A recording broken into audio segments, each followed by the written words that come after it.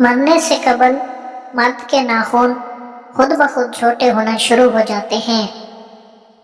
جس بندے کے پاؤں بڑے ہوں اس کی قسمت اچھی ہوتی ہے۔ عورت کا اونچی آواز میں بولنا دولت کی لالچی ہونے کی علامت ہے۔ برا کام کرتے وقت بسم اللہ کا پڑھنا حرام ہے۔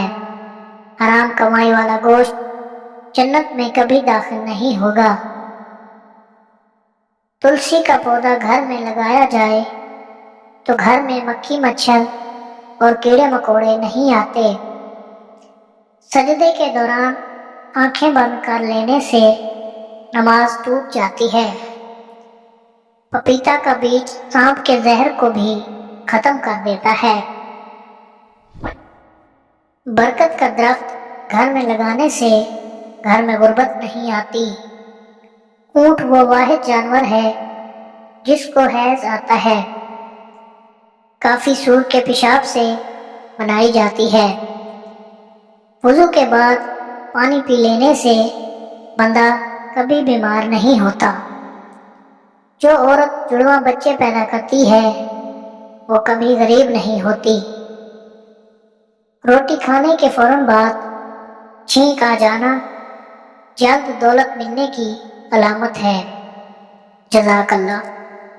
چھینک آتے آتے رک جانا مہمانوں کے آنے کی علامت ہے۔ گھر میں مکڑی کا جالا بنانا بے برکتی ہونے کی علامت ہے۔ گھر میں بلی کا چوہے کا کھانا گھر میں غربت کے جانے کی نشانی ہے۔ خواب میں خوبصورت عورت دیکھنا جلد دولت آنے کی علامت ہے۔ بھورے رنگ والی آنکھوں والا بندہ کبھی غریب نہیں ہوتا۔ جس گھر میں گوشت زیادہ کھایا جائے وہاں لوگ جلدی بڑھاپے کا شکار ہو جاتے ہیں۔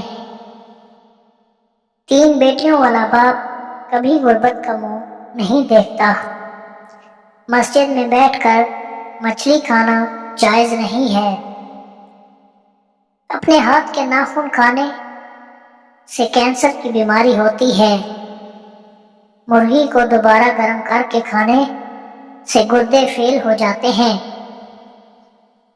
پلید عورت کے ساتھ جمع کرنے سے بچہ معذور پیدا ہوتا ہے۔